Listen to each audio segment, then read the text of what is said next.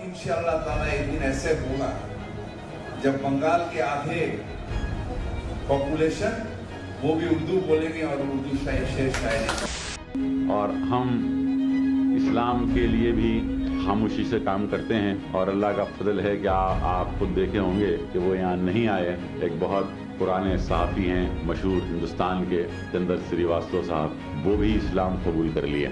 Enemies, things even worse, Jews in the West, anyone who's not a Muslim is an enemy. They're teaching this in high school. Science को जरूरी नहीं मानते, ये इम्तिहान मानते हैं। आप भी सहमत हैं बात? साइंस अपनी जगह ज़रूरी है, पर जो हमारी पढ़ाई है वो उससे ज़्यादा ज़रूरी है। पूरी दुनिया से सबसे ज़्यादा ज़रूरी चीज़ वही है इस टाइम पर। साइंस से भी ज़्यादा ज़रूरी आखिरत की चीज़ है। अच्छा, भूगोल वगैरह कुछ पढ़ाया जाता है मदरसे में? नहीं।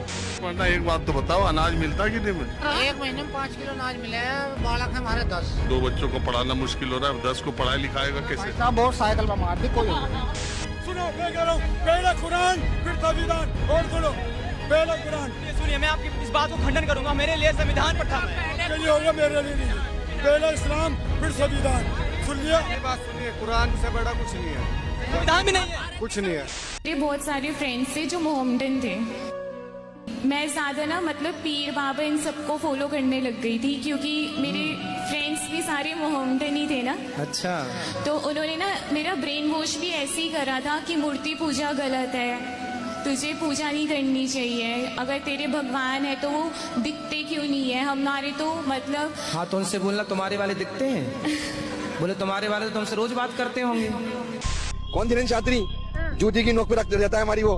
लेकिन हिंदुस्तान में मुसलमान ऐसे लोग हैं, अपनी जान कुर्बान कर देंगे, हिंदू राज होने नहीं देंगे। अगर हम जाग गए तो सब ना मोदी बचेगा, ना अमित शाह बचेगा, कोई ना तो यूपी का वो है मुख्यमंत्री योगी वो भी नहीं बचेगा। इंशाल्लाह हिंदुस्तान कभी हिंदू राज बनने नहीं देंगे हम। सिर्फ हिंदुस्तान में मुसलमान का राज रहेगा इंशाल्लाह। कुछ नहीं होगा अगर मुसलमान जाग गया, ये खुद नहीं रहेंगे तो हमारे ईमान पर आएगा, हम इसको मुल्क को भी कुर्बान कर देंगे।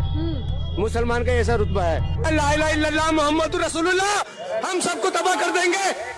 अगर आपके गॉड ने सबको बनाया है तो आपके गॉड का ईगो इतना छोटा है कि अगर कोई इंसान दूसरे गॉड को मानता है तो आपके गॉड को गुस्सा आ जाता है। तुम कितने बुरे हो, तुम तो मुझे मानते ही नहीं, तुम दूसरे को मानते हो। मैं तुमसे बात नहीं करूंगा और मैं तुम्हारा अच्छा भी नहीं चाहूंगा, मैं तुम्हें चैन से जीने भी नहीं दूंगा। थोड़े टाइम के लिए मजहब के चादर से बाहर निकलो और दिमाग से सोचो कि अगर सच में आपके गॉड ने सबको बनाया है तो उसे फर्क ही नहीं पड़ेगा कि आप किसी को मानो या ना मानो, क्योंकि सब कुछ तो उसी का ही है। लेकिन जब आप मजहब का चादर ओढ़ के दूसरे रिलीजन के लोगों को मारते हो या उन्हें जबरदस्ती ब्रेन वॉश करके कन्वर्ट करने की कोशिश करते हो क्योंकि वो आपके रिलीजन के गॉड को नहीं मानते, तब रियल गॉड यही सोचता होगा कि ये तो मेरी ही बनाई गई चीजों को मार रहे हैं, उन्हें परेशान कर रहे हैं। ये इंसान मजहब के चादर में कितने बुरे बन चुके हैं, बस यही साबित करने के लिए कि उनका रिलीजन सबसे अच्छा है और बाकी सबका बेकार है। When I started working after my college, after my engineering, I started working in an IT company. I was surrounded mostly by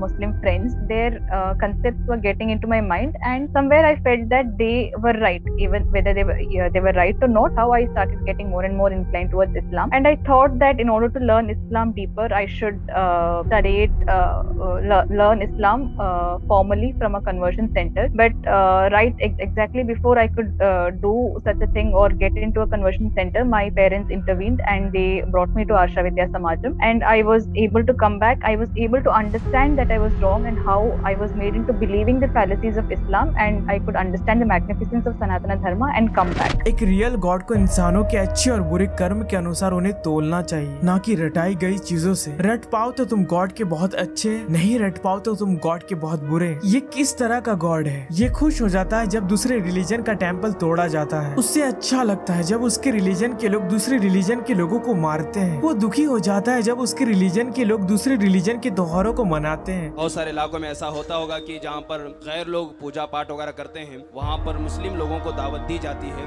तो उनकी पूजा पाठ में मुसलमानों का शरीक होना और फिर पूजा के बाद उनके प्रसाद को खाना, ये शरन हुजूर कैसा है? तो ये जो बुतों की पूजा है ये शिर्क है। तो बाज़ाब्ता तौर पर पूजा में जाना और प्रसाद खाना, बुतों का चढ़ावा खाना, ये हराम और गुनाह है। जिन दिनों जैसे कि आमतौर पे हिंदुस्तान में दिवाली वगैरह होती है तो मिठाइयाँ खरीद के तकसीम करते हैं, उस दिन उस त्योहार की निस्बत से अगर कोई मिठाई खरीदेगा तो भी काफिर हो जाएगा। वो खुश हो जाता है जब उसके रिलीजन के लोग दूसरे रिलीजन के गॉड्स का मजाक उड़ाते हैं। कई ये लोगों के खुदायां हैं, वो क्या क्या तो पूजा करते हैं। कितने?